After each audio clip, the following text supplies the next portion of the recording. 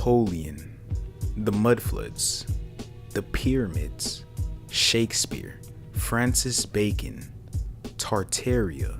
What do we really know about these historical topics, and how much has been hidden from us? What if I tell you they're all interconnected through occult codes and cryptography that unveil historical deceptions so great that they could deceive nations? All one big prank that connects through decades, or perhaps Satan Unbound? Starting off with so-called ancient Egypt, specifically the pyramids. What are the true mysteries that surround these cyclopean constructions? Egyptologists and scientists are never able to agree on the time of their construction, generally dating them from 4,000 to even up to 13,000 years. As for the construction and the architects for these pyramids, the opinions will always differ depending on who you ask. Some say Egyptians, some will say reptilians, others will say Nephilim, some will say Atlantean giants, some may say Anunnaki. But what exactly do we truly know about ancient Egypt? And is it really even that ancient at all? Could the majority of it just be fabricated lies from the 1700s by the French, when Napoleon, his scientists, and army of soldiers invaded Egypt in 1798 and discovered basically everything we know about Egypt today? And like most things they show us, there's an extremely esoteric and symbolic veil distorting whatever was going on during those times. Sadly, the focus of this video is not to dive deep into the mysteries of the person of Napoleon, which can also be called Apollyon, which in the Hebrew form is Abaddon, which is also the same angel of the bottomless pit referenced in Revelation. But that's not the route we're going to be taking today. We're going to be looking at him and their achievements in Egypt. Then we're going to question, what if most history regarding Egypt and its pyramids is fabricated and a not so ancient creation, but rather a precise Freemasonic plan? And what would that say about the world today? First, let's examine the main protagonists in the front line of the Egyptian campaign. Of course, Napoleon, the commander-in-chief. But with him came many expert mathematicians, well-known archaeologists, renowned scientists, architects, surveyors, chemists, painters, etc., who were all at the highest levels in their fields, and on top of that, over 35,000 skilled men. Now, before we get into how the French could have accomplished such a task, if that was truly the case, we're going to look at some old books of Egypt, and also some ancient historians before and after the 1800s, and we'll see what was really known about Egypt and the pyramids. Surely, if the pyramids we see today in Egypt are the truly ancient ones, they should show up how they're supposed to on old maps.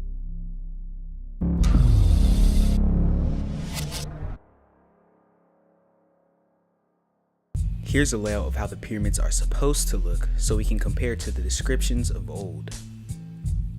First, we have the Jesuit missionary Athanasius Kircher's description of 1654.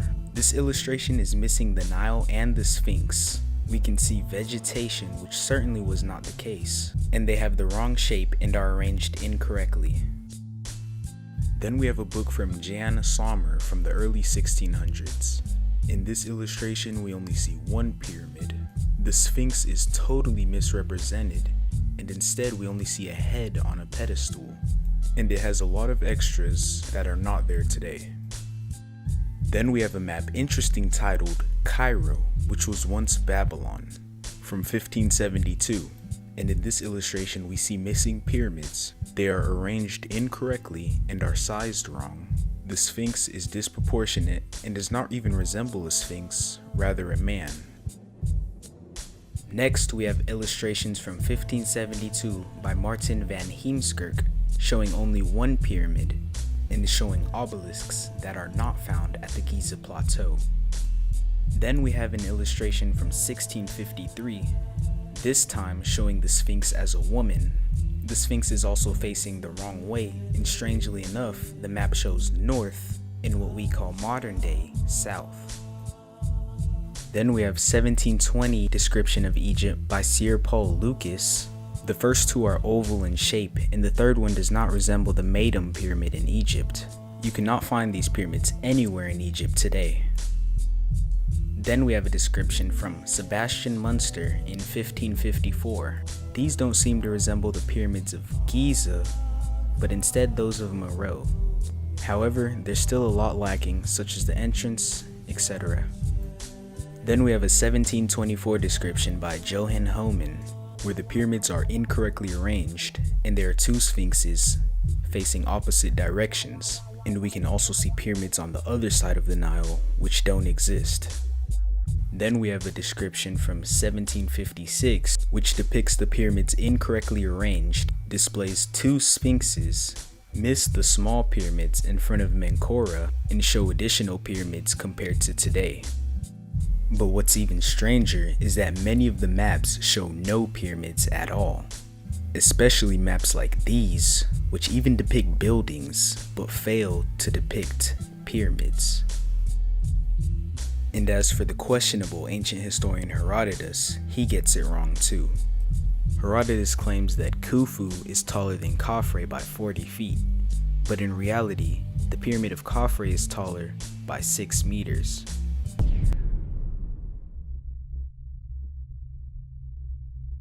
With the demonstration of these old texts, one can conclude that most of Egyptology history dating before the 18th century does not agree with each other, and does not describe what we find in Egypt today. One could also say that these books and illustrations are merely fiction to make dream come true the European dignitaries who could not leave their kingdom.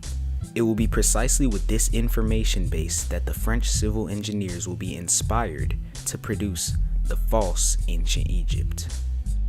And when we look between the lines, we can clearly see through the deception and its parallels. For example, the history of Akhenaten and his reform of the Egyptian Empire is inspired by that of Napoleon III and his reform of the French Empire. Likewise, later, Akhenaten's wife, Nefertiti, was created from the life of Napoleon III's wife, Empress Eugenie de Montijo. And the story of the young King Tut will be inspired by the young Napoleon IV who died in combat. As you can see, there are many parallels that should cause you to question some of the things they tell us. And even at that, maybe the history isn't consistent at all, but that still raises the question, how were the pyramids built? Well, to ease into that question, pyramid building wasn't a foreign thing to Napoleon and his army, because in 1804 they built the Pyramid of Austerlitz, which is just a little smaller than the small pyramid at Giza, and it only took them 27 days to build. But to answer the question, it turns out the pyramids weren't actually built using some ridiculous stone chiseling techniques that academia tries to tell us.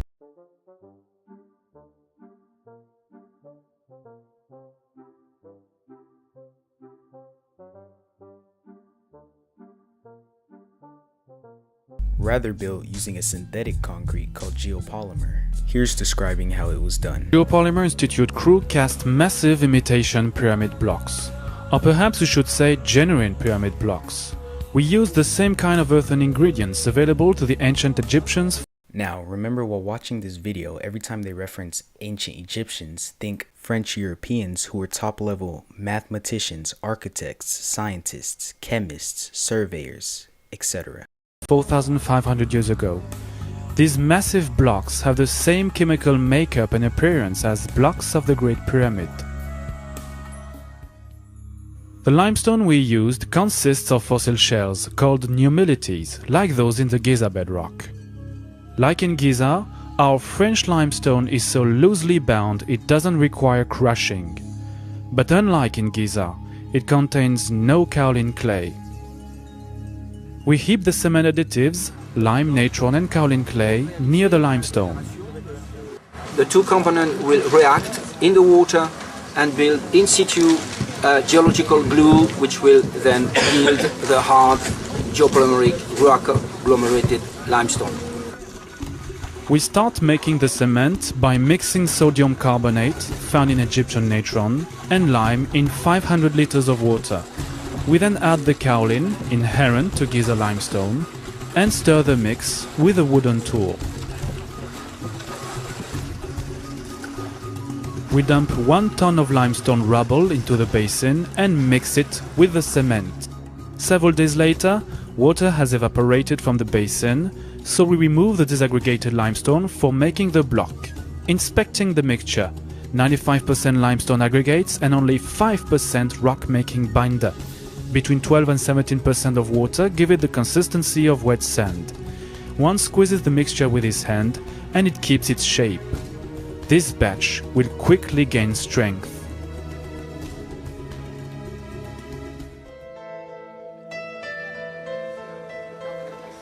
We do all of the work manually, forming a human chain carrying buckets from the mixing area to the mold. We pour the limestone concrete mixture in a mold and pack it down with a tool called a rammer.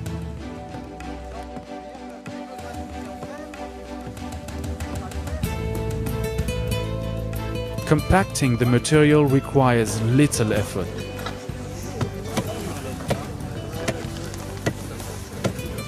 The packing operation encourages cohesion and the denser mixture takes on high strength from the initial curing phase. When the climate is warm and beautiful, our crew rapidly produces a re-agglomerated limestone that proved strong, dense, and true to the plant's size and shape.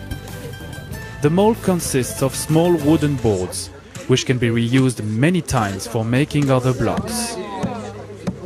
In this ideal weather, the whole process runs smoothly and is very simple. We remove the mold 4 hours later. The synthetic limestone looks like a natural stone. We observe no trace of wood grain. 4 blocks have already been made. Joseph Davidovits presents them. The 2 large blocks weighing up to 4.5 tons, containing most water, have given smoother surfaces. The 2 small blocks weighing up to 1.3 tons, the least wet, take on rougher surfaces. When you look at the stones of the pyramid, this is what you see. You see either smooth blocks or very crude blocks. And we have replicated all these surfaces just by varying the amount of water, which depends on the climate, which depends on the weather. Joints between blocks are also perfect. In 4,000 years, will future archaeologists insist that our imitation pyramid stones are natural limestone? As shown, Giza already having the ingredients to create geopolymer, combined with the knowledge of the scientists, chemists, architects, etc., this task could have definitely been done. That being said, the French Revolution was not an ordinary revolution. This was one that was planned hundreds of years before, one that was guided by the dark forces of the occult, and only just manifesting in the 18th century. It seemed to be a supernatural satanic manifestation that was hid for ages through secret societies. But this script was especially prophesied by one man, and he wasn't alone.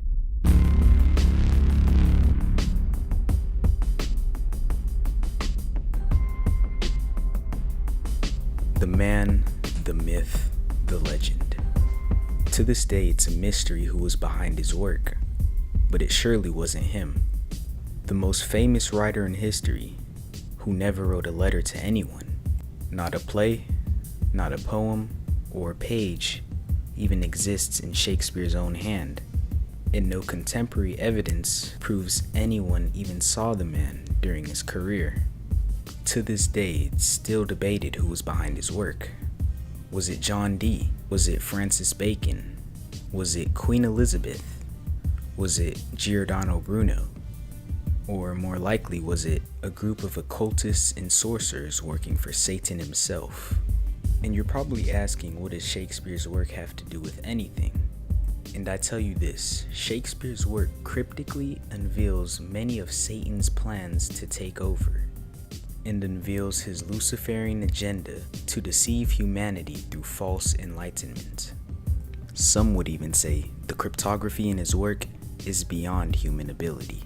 But enough talking, let's look at what the very basics of his cryptography has to offer. Okay, here's the short of it. This is the cover of Shakespeare's sonnets, 1609. 2 right-angled triangles, a perfect circle, precise lines radiating out from a point marked G for globe. These are geographic coordinates. To 6 decimal places. What you're about to witness is impossible, but obviously it's something the poet desperately wanted to communicate.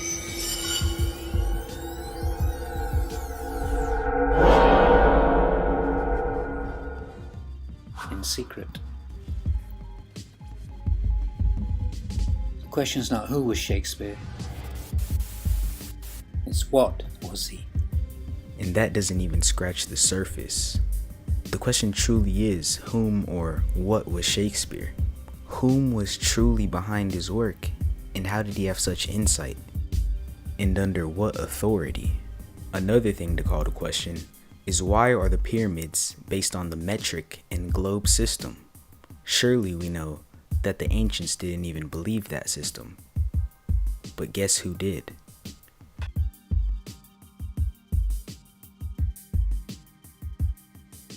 Henry James called Shakespeare the Divine William. The poet Heinrich Heine said God naturally has a right to first place, but the second certainly belongs to Shakespeare. John Milton elevated the author to heights beyond the great pharaoh kings of Egypt when he asked, "What need my Shakespeare for his honored bones? The labor of an age in piled stones, or that his hallowed relics should be hid under a starry pointing pyramid." Divine? Hallowed? Second only to God? Surely such comparisons were made with a degree of poetic license.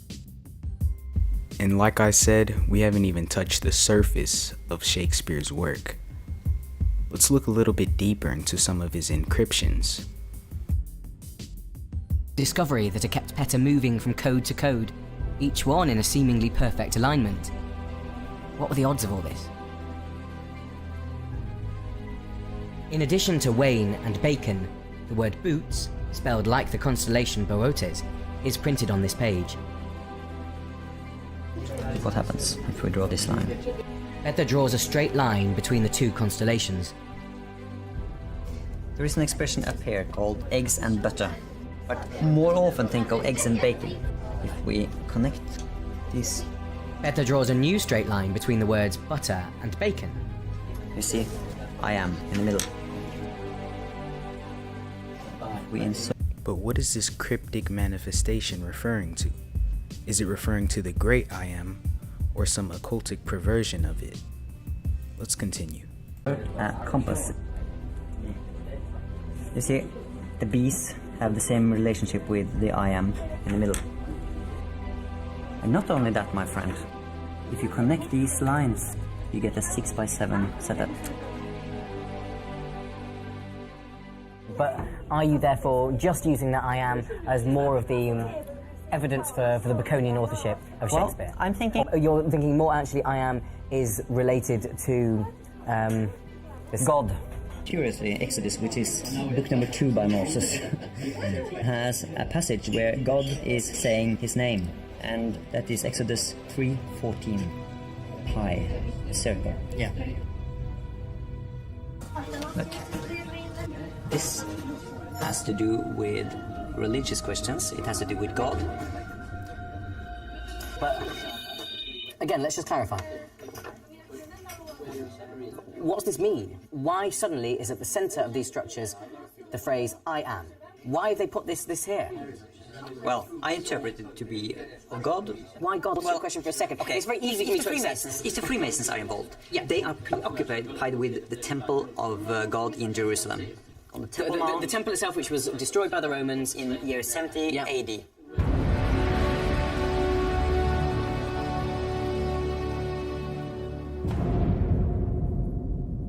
And why are they preoccupied with it? Perhaps they have something that rightfully should have been there, but at the moment there is no temple any longer. There's nothing in the temple there now, obviously. Well, apart from the way. Oh, well, there's a mosque. Yeah, indeed. The Knights Templar excavated the Temple Mount in Jerusalem in the 1120s, and legend suggests that some of Judaism and Christianity's most important treasures were then brought to Europe. It has also been said that the treasure was taken north, to Scotland, to become symbolic artifacts of the Freemasons. Could it be that this is what the Rosicrucians are referring to when they urge us to look for the grave of Father R.C.? The grave is also supposed to contain a lamp, cryptically described as a lamp who has learnt to shine from the sun. Cryptically described as a lamp who has learnt to shine from the sun. The grave of the father of the Rosicrucians is said to contain a lamp that has learned to shine from the sun. And in their occultic context, it's alluding to the false light, not the true light of this world, or Jesus, but the light that can only desperately try and replicate itself, disguising itself as an angel of light, deceiving all whom give their attention through its false enlightenment. But to continue the video, they then claim that the codes lead them to the sacred artifact on Oak Island. But the most important finding is 5 large boulders, shaped like eggs, in a strange formation. On this treasure island, we find a representation of the swan in the sky. A land surveyor named Fred Nolan, who owns part of Oak Island, discovered 5 round boulders, which together form a cross on the island. But what's interesting is that the cross is a perfect geometric layout because the distance is 360 foot from the center both ways. So it's perfect like that. It's Yes. exactly equidistant. Yeah. And you believe that these were placed there by man in order to... The geologists, according to what I've been told, they say that they have been put there. Right. Yeah. What treasure are they looking for? They don't know. That is the clue. Because that cross is a riddle. It is the swan, but also a Jewish symbol that becomes a tree. The tree from Genesis, or...? Right? It's described in Genesis, but it's not the tree of knowledge. So there's the tree of good and evil, isn't there? Is that the other one? It's the tree of life. Tree of life. And the tree of life consists of 10 points, and here we have 5 of them. So there are the others. We use those dimensions, and from them we can extrapolate the 5 remaining ones. From the position of the 5 stones, it is possible to calculate the exact location of the 5 hidden points in the landscape. The Tree of Life on the island has the dimensions 5 by 8. These are exactly the same dimensions as the tomb of the legendary Father R.C. that the Rosicrucians encourage us to look for. But this 5x8 tree of life they show isn't that of the Bible, more likely of the Kabbalah.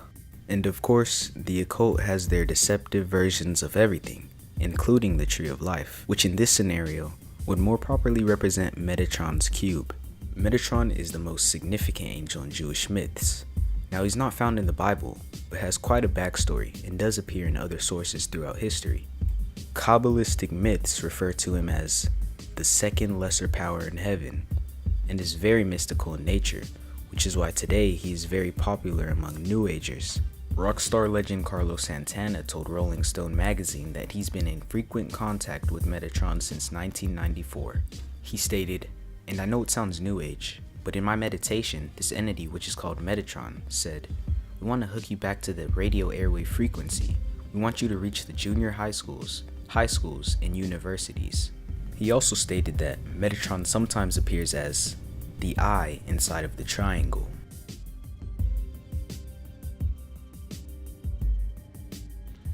Beloved, believe not every spirit, but try the spirits whether they are of God, because many false prophets are gone out into the world.